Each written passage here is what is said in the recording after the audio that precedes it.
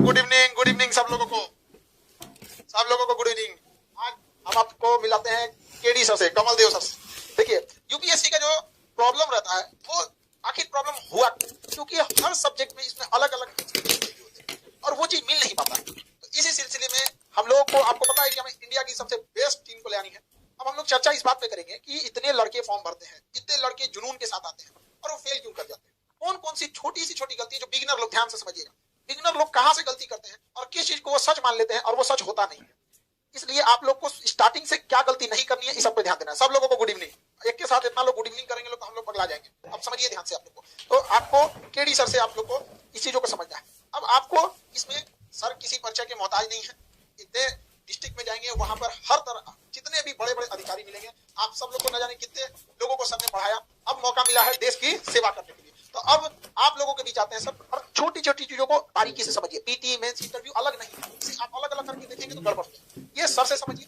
और answer writing, sir सबसे बड़ा चीज क्या गलती करता है लड़का ना, उसको ना कोई चीज का आंसर मिला, टॉपिक क्वेश्चन देखा और क्वेश्चन देखने के साथ उसको लगता है ना कि अब इस पे लिखना चालू कर दे, तुरंत लिखना चालू कर देता है। आधा पेज भरा कि नहीं उसका पूरा शीशा खत्म हो जाता है।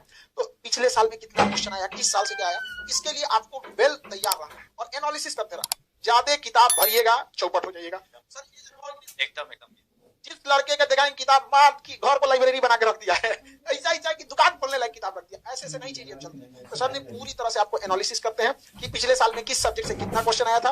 ओवरव्यू समझिए, जितने बिगिनर लोग हैं उसको ध्यान से समझिए, किसी चीजों को गड़बड़ी नहीं करना है वरना पूरा दिक्कत हो जाएगा। एक एक करके हम समझते हैं, सर से आगे बताते चलते हैं। सर अब आपको जैसे जैसे सर बोलते चलते हैं, आपके पास अगर लिखना है तो आप लिख सकते हैं। बाकी सर पूरी तरह के जितने पीपीटी वगैरह होंगे इसमें हम लोग इसको आपको प्रोवाइड करेंगे, आपको इसके लिए टेंशन नहीं लेना है। तो जो भी चीजें हैं हम आपको प्रोवाइड करा देंगे। लेकिन अगर आपको जल्दबाजी में लिखने का शौक है, वो चीज तो ज्यादा नहीं है आप लोग का, खैर अच्छी चीज है सर, लिख रहे हैं सब तो ये बहुत अच्छी चीज है। बाकी तो सर है, पूरी टीम है, इन लोगों के साथ हाथ ना चढ़ गया लिखते लिखते तब आप कहिएगा। प्रैक्टिस बहुत जरूरी चीज है।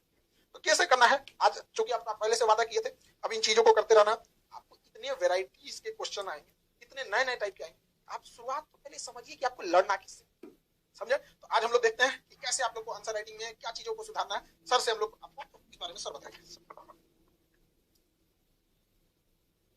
नमस्कार, गुड इवनिंग। सबसे पहले धन्यवाद खान साहब।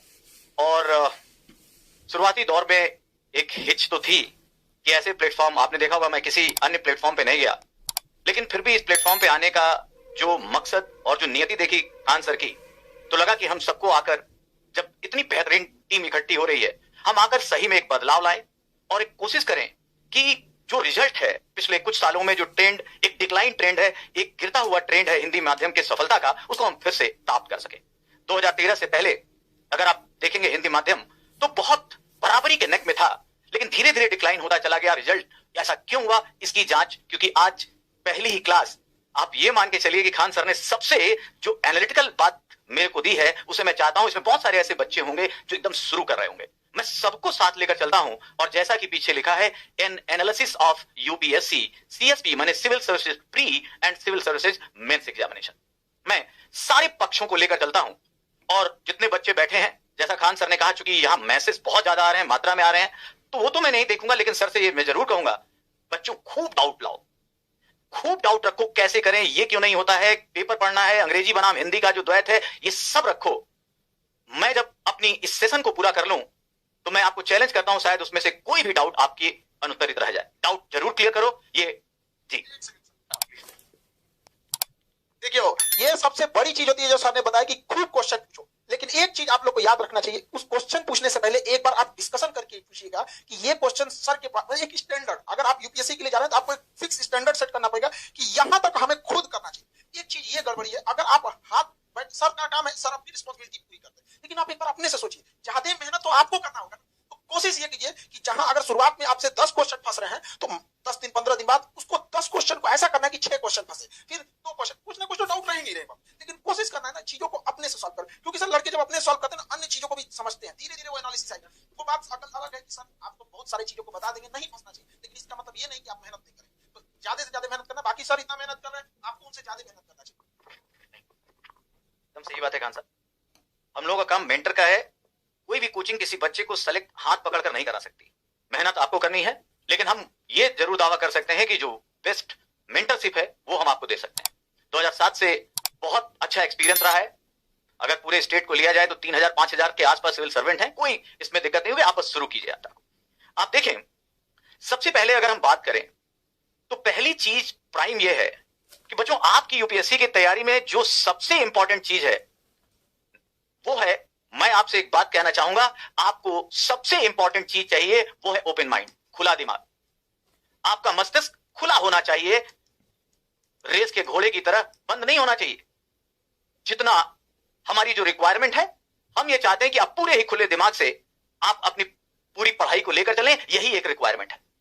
अगर मैं परिचर्चा शुरू करूं यूपीएससी की, तो आप जानते हैं कि, और यूपीएससी बहुत तरह के एग्जाम लेती है, मैं सिविल सर्विसेज की अगर बात करूं तो आप सब जानते होंगे, ये 3 स्टेजेस का एक टेस्ट लेता है UPSC, union public service commission.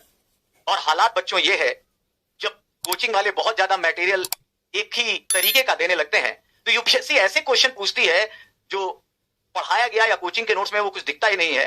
तब लगता है ये क्वेश्चन कहां से आ गया, हमने क्या पढ़ा और यूपीएससी ने क्या पूछा। और इसीलिए कई लड़के कहते हैं सर यूपीएससी का full form unpredictable service commission है या उल्टा पुल्टा सर्विस कमीशन है क्या। तो याद रखना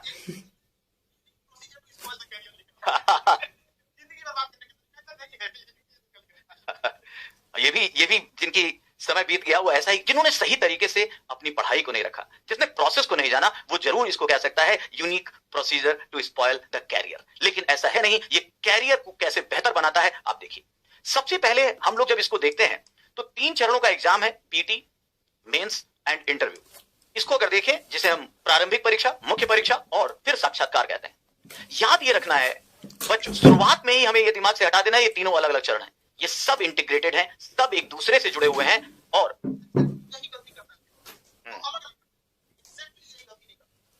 तो पहले बहुत सारे और खासकर हिंदी माध्यम के अभ्यर्थियों में एक चीज देखी गई कि वो प्री वाले पर बहुत फोकस करता है, रटने पे ज्यादा फोकस करता है। लेकिन हमें ये देखना है ये तीनों कैसे जुड़े हैं। और पहला प्रोसेस, पहला मेरी तरफ से जो आपको ज्ञान लेना है, जो मैं यहां गुरु मंत्र देने आया हूं, वो ये कि देखो ना, बड़ा अजीब सा है।